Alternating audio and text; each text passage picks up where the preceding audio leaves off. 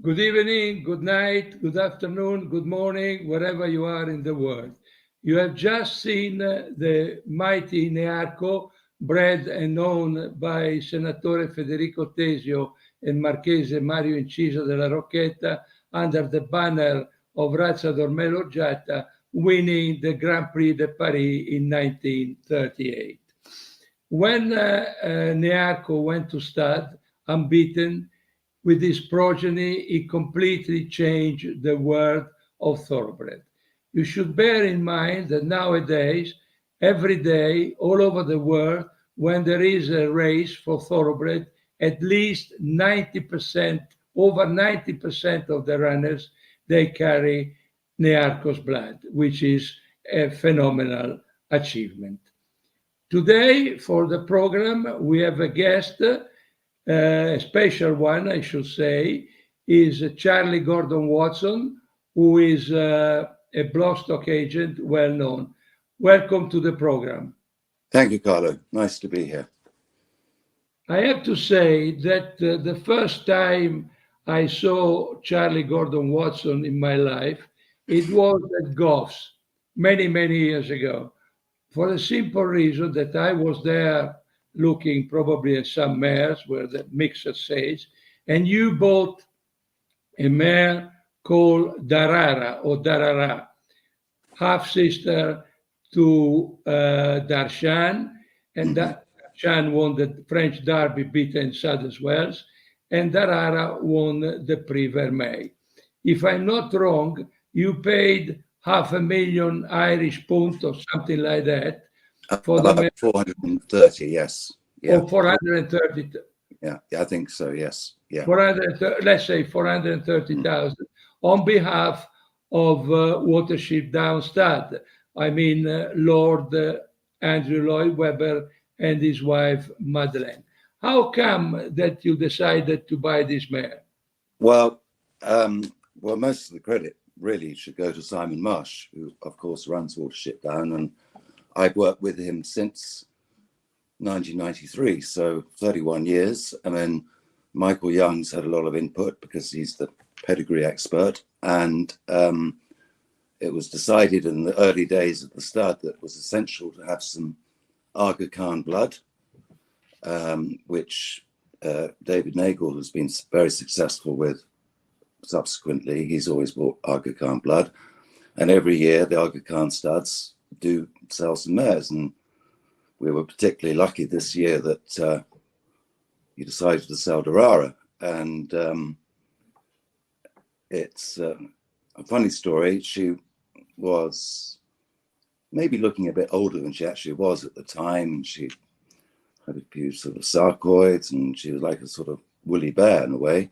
Anyway, Ned Going vetted her for us before the sale, ahead of the sale, and we went to the sale, and it was a Sunday, and the Lloyd Webbers had a very good jumping winner at Ascot the day before, a horse called Remoulette, trained by Nicky Henderson. Anyway, so Simon and I turned up there on a Sunday morning with the sole intention of buying this mare, and fortunately we were lucky enough to buy her, and the rest, as they say, is history, because she's been unbelievable, and now Too Darn Hot is an incredible stallion. Yes, but I want to say that Darara became a foundation mare for the Watership Down, because she had Daremi, as you say. Absolutely. Yeah. She's the dam of Too Darn Hot, who's a very good racehorse, and now is showing that he is a brilliant stallion. And then she produced Darazari and Rewilding. That is another Group 1 horse. I think both of them for Godolphin. Then I have another story about you, because many, apart from Darara, that was the first time I saw you in my life acting as a bloodstock agent. Few years ago, let's say maybe 10 or 12 years ago, we were together at Goodwood in the pre-parade ring. You know that where exactly is. And then on the edge between the pre-parade ring and the parade ring. and there was a horse trained by Aidan O'Brien parading around the ring. And you notice something that nobody noticed, that that horse was wearing a, unusual shoes we'd never seen in my life. And you say, look at, and you say, Carlo, look at the shoes of the horse, are incredible. And then Aidan O'Brien came, and then we asked him about the shoes. And I remember that Aidan O'Brien, he paid you a compliment because he said, you are the only one at Goodwood probably today that you notice that pair of shoes. That means that probably you are very keen on details of everything when you buy horses. Am I right? Absolutely, yeah, yeah. That would be right. Yes, yeah. So when you go to the sales, either if you have to buy a foal or a yearling or a mare or a horse in training, what do you look at the beginning? First and foremost, confirmation every time, because confirmation dictates soundness, and it dictates sales further down the line. And if you don't have a sound horse, you're going nowhere. Yeah, and then after confirmation? And then you match the pedigree, and then you match the budget you have. So really, ideally, you get a third of what you can spend, the pedigree, and the confirmation. And if you can get a balance of all three, and it fits what you're trying to do, I think that gives you more chance. And then, of course, to do that, I think that you have to go to the sales well in advance, wherever the sales are, because otherwise, if you go the same day, you could be in trouble. You have no time to have a look. Oh, yeah. I mean, the preparation is huge, and it's very time consuming. And looking at horses, 125, 150 horses a day is very demanding. It's physically demanding. The concentration required is enormous, and you're having to compute everything, take it all in, and then you look at that list of horses later that day, and you've got to try and remember them. And luckily, I'm very lucky in that I do have basically a photographic memory, and that helps a lot. Yes, of course. And then, so we say that to do that, you go well in advance to the sales. And then there is the bidding side, because, as you said, you have a budget. So you have to meet that budget unless your client allow you to go further up.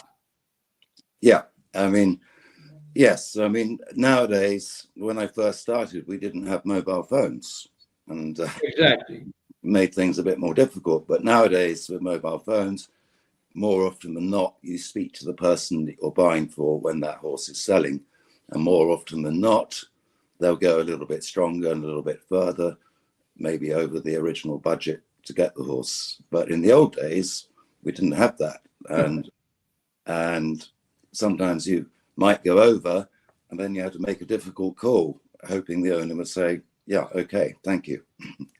And then when you do the bidding, you pay attention who is bidding on with you. Is it very, important? Very, bidding is, people think it's an easy thing to do, but it's not. There's a real skill to bidding, and it's very tactical. When you go in, when you don't go in, if you jump a bid from, let's say, 85 to 100 or 92 to 100 or whatever, because you've got in your mind what you can pay. So if you've got a budget of 100 and you really want to bid 95, but you want the other guy to bid 100, and then you can go 1 over 105. You don't want to bid 100 because they might bid 110, and then you have to bid 115, 20.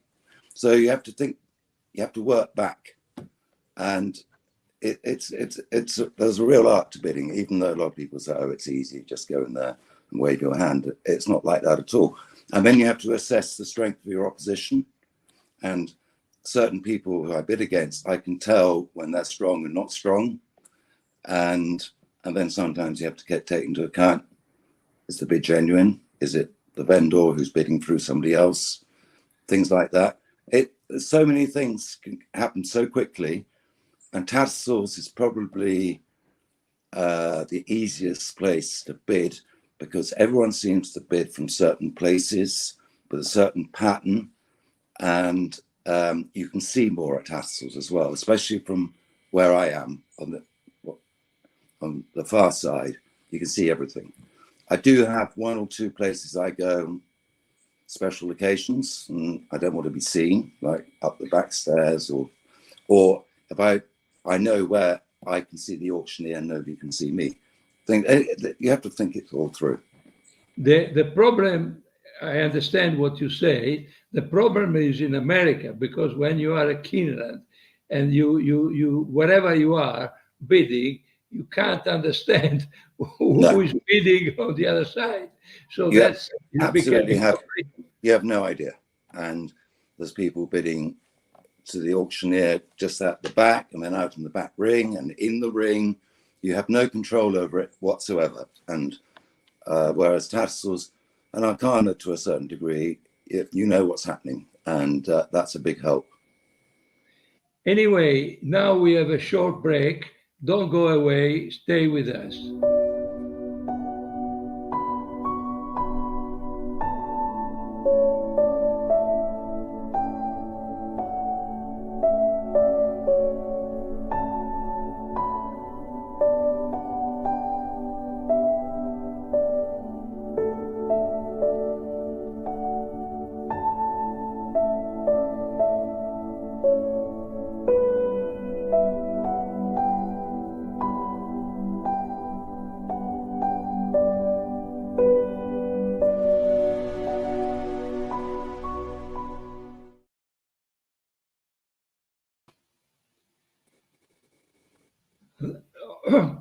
Okay, we talk in a very good way, I think, for our watcher, how these things work at the sales. But I think that before going to the sales, you receive the catalog, so you have to go through all the pages to select what you think that will suit your client, and probably what will suit the trainer you are working for. I remember that many years ago, I used to go to the sales with my friend Todd Cherry Downs, that he passed away young. He used to work for Henry Cecil, and he explained me very clearly what sort of horses Henry Cecil was interested in. So he made a selection, and then he went to have a look at the horses, reporting to Cecil, then watching the horses again, and then deciding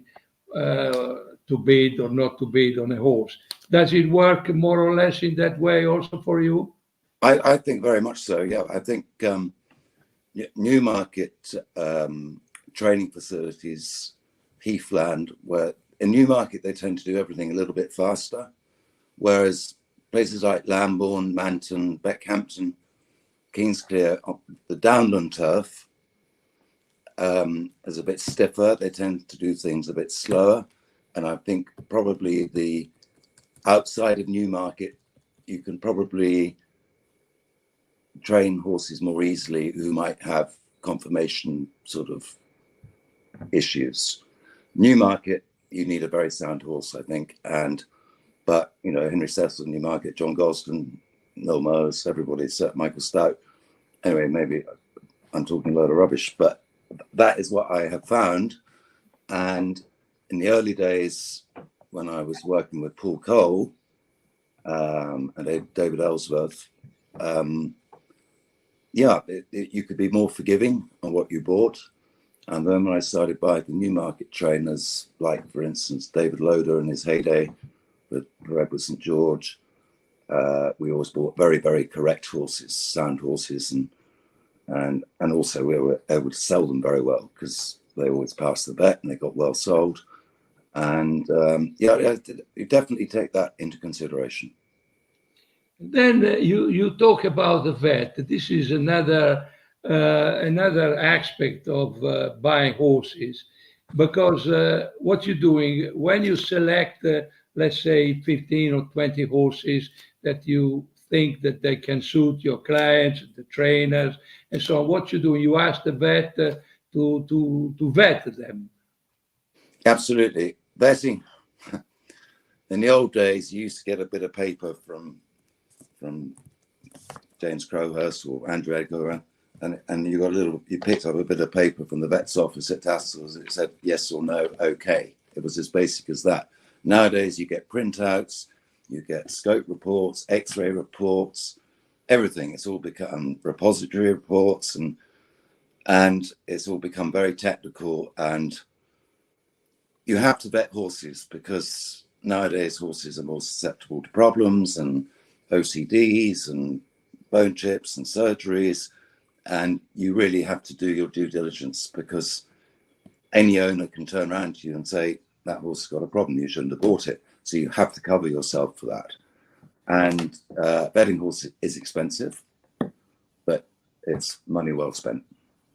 Now I have to say that this is very strange, because the technology in a certain way doesn't help your work, but makes your work more difficult, because as you say, in the past was much more easier probably to buy horses, but now the technology in a certain way tells you what you have to do, what you have to buy. If that a leg is all right or is not all right, and then maybe that one vet say yes, this filly is all right, and the other vet will say, it's better to pass on. Well, this is complicated. You get so many conflicting opinions, and for some clients, sometimes I'll get horses vetted by two different vets, just if I'm concerned about something or worried or whatever, and they don't know about it, and it's got too technical, it's got too complicated, and it probably stops you from buying a lot of good horses. Yes, and it's getting more expensive, because all these vets, they charge some money. They not work for charity. So I have to say that nowadays, if you go to the sales or you employ, it's better if you employ a bloodstock agent like you or some of your colleagues, because you have the expertise to understand better how to proceed. Because there are people that they go to the sales, they buy horses on their own, but they don't understand anything. Maybe they have an idea of the pedigree, but they don't understand all the procedures that you mentioned, which are quite complicated and sophisticated. Well, basically, I think the important thing is to have a very good relationship with one vet, so you understand each other. You both know the objectives, and over the years you build up a good relationship, and you know what's forgivable and not forgivable.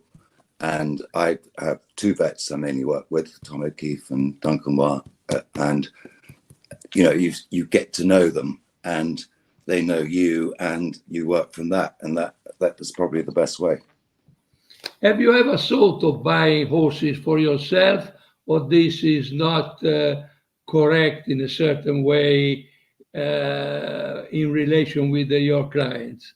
I've never been really interested in doing it, because I think it creates a conflict of interests, and you're buying horses for people, and if you see something and you're going to buy it for yourself, you're not representing your client, because you're not buying it for them. So it's something I've always stayed away from. I've ended up owning quite a few horses by accident over the years, and we know what sort of accident, unfortunately. Yeah. And that can happen, and some of them have been successful, some have not, but it's not something I let's say I disapprove of it, but it's something I've always steered away from. I mean, some pin hooks, yes, every now and again, but I don't do that anymore. I did do it in the past. It just makes things too complicated. Yes. And the final question that I have probably is, I have to say, probably is a stupid question. So you bought several very good horses. Which one you think that it was the best? Racehorse. Yes, racehorses. No, Um, racehorses, yearlings that yeah, became. as a yearling. God, very good question. I think probably the most brilliant horse was King's Best. All You know, right. I mean, he won the 2,000 guineas, 3.5, 4 lengths. He's up there actually, beating Giant's Causeway as if he was standing still, and that was incredible. Sorry if I interrupt you because of King's Best. You mentioned at the beginning of this program Michael Young. Yes. And then because I know Michael Young, and I remember that when King's Best went to stud, I remember that I had dinner with him, let's say it was December or something, and we were talking about the stallions, and he say, oh, I will advise a lot of my clients to send mares to King Best, that unfortunately he didn't succeed. So sometimes these things happen. Well, But Best, of course, was a very good racehorse. Well, considering his pedigree with Urban Sea, and it is the family Allegretta and all that, and he was a Guineas winner. He did sire a Derby winner and an Art winner, Workforce. I think he was probably the most brilliant horse, and I think Queen's Logic was an exceptionally good filly, and she was unbeaten in 6 races, and she won the Cheapy Park by 6 or 7. Yes, Jabber Abdallah. Yes, and she went wrong just before the Guineas. That was a great disappointment. And then there's been, I don't know really. There's been 4 Cheapy Park winners, 4 Middle Park winners, a few Richmond winners, and a few Ledger winners. I don't know. What about Chris Keane? Chris Kinn. Well, Chris Kinn, yes. Well, Chris Kinn was exciting because it's the world's greatest race. It's the race when you set out, for me anyway, as a Gloucester occasion, I wanted to buy a Derby winner. That was the ultimate goal. And it happened in 2003, and the particular owner always wanted to buy a Derby winner. He's since had another Derby winner as well. And then, so in those days in America, we used to buy a lot of Silverhawks, Learfans, Chris S's, all the sons of Roberto, because they were the turf stallions in America. And we happened to buy this Chris S colt out of a Rainbow Quest mare, which was also very important. And from the Arcos, stole by Lane's End, and he won the Derby. Fantastic. Yeah. But he never won another race after that. But who cares? He won the Derby. And he achieved an ambition for the owner. He achieved an ambition for myself. And it was an amazing day. And people say to me, oh, he's the worst ever Derby winner. And I said, well, you've never won a Derby, so you try winning it. No, I'm very happy that you mentioned the Epsom Derby as the ultimate race that somebody wants to win, because nowadays a lot of people, they think that the Derby is not important, the Arc de Triomphe is important. I always say that the Arc de Triomphe is important because you get 3 million euros, but the Derby is the race. Senatore Federico Tesio used to say that the selection of the thoroughbred is made by that piece of wood who is the winning post of the Epsom Derby. Well, no question about that. Well, John Magner is the most successful and most brilliant man the bloodstock industry has ever seen. And what is his ultimate goal every year is to win the Epsom Derby. And, of course, nowadays you have to win also over 1.25 miles. But if you win the Epsom Derby and then you win over 1.25 miles, no problem to become you will go to stud and you will have a lot of application. But if the Epsom Derby, as you say, is the ultimate race that everybody in the world wants to win. Everybody wants to win it. I mean, there's no such thing as a bad Derby winner. Exactly. And people normally say that and haven't won it. So there we go. Charlie, thank you very much for your time. I think that you say some very important things, very interesting. And thank you very much once again for your time. Thank you very much, Carlo. Thank you.